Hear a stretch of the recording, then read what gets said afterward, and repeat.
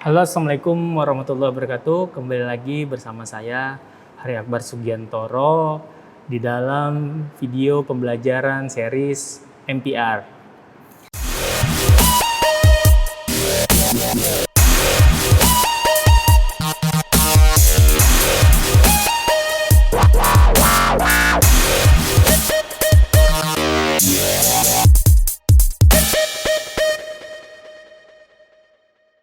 Nah, teman-teman, pada materi kali ini kita akan berdiskusi terkait dengan 4 langkah dan proses dari public relation.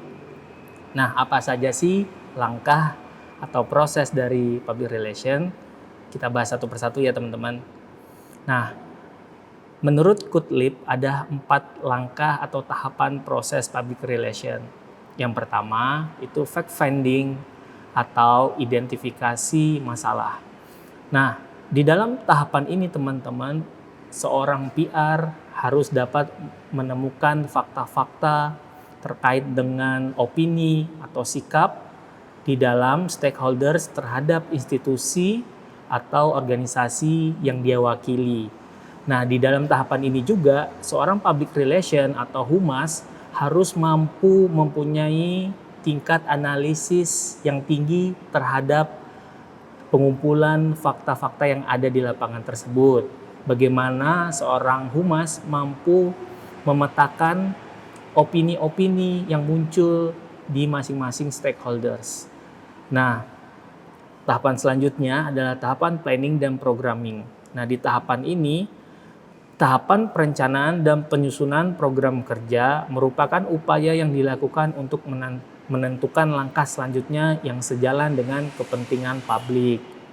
Nah, di tahapan ini adalah merupakan tahapan bagaimana seorang PR itu melakukan proses perencanaan yang matang untuk yang nantinya akan dilanjutkan ke dalam tahapan action dan communicating.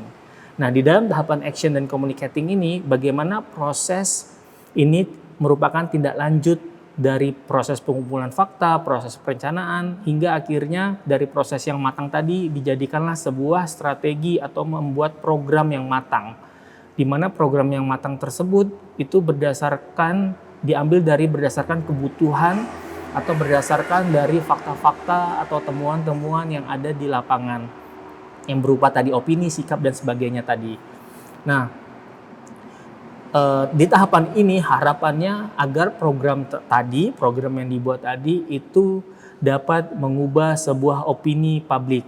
Yang tadi misal ketika dalam proses pengumpulan data terkait dengan opini publik, penilaian opini publik, ditemukan bahwasannya publik atau masyarakat sekitar, contohnya masyarakat sekitar itu mempunyai kesan negatif terkait dengan keberadaan organisasi kita.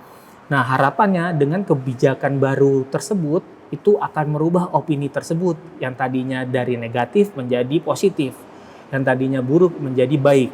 Nah, itu pentingnya tahapan ini. Nah, tahapan selanjutnya adalah tahapan evaluasi, teman-teman.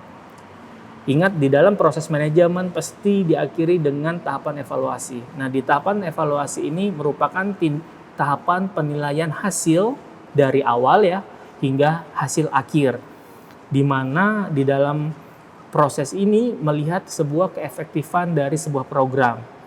Keefektifan program, melihat dari keefektifan proses komunikasinya, melihat dari hasilnya juga. Nah, lalu apabila ditemukan hal-hal yang tidak sesuai dengan proses yang sudah direncanakan, maka tahapan evaluasi ini akan menjadi data yang akan menambah atau memperkaya informasi di tahapan pembuatan program lagi. Nah, 4 langkah ini teman-teman merupakan sebuah siklus, akan melakukan proses tersebut secara kontinu atau terus-menerus. Nah, harapannya dengan begini akan menghasilkan sebuah program yang lebih matang dan lebih matang. Demikian video pada kesempatan kali ini. Selanjutnya kita akan berdiskusi di kolom komentar di bawah ini atau di forum diskusi Learning System Management Unisa. Tetap semangat teman-teman, semoga video ini bermanfaat buat teman-teman semua. Saya akhiri dengan lawan pandemi dengan pendidikan. Assalamualaikum warahmatullahi wabarakatuh.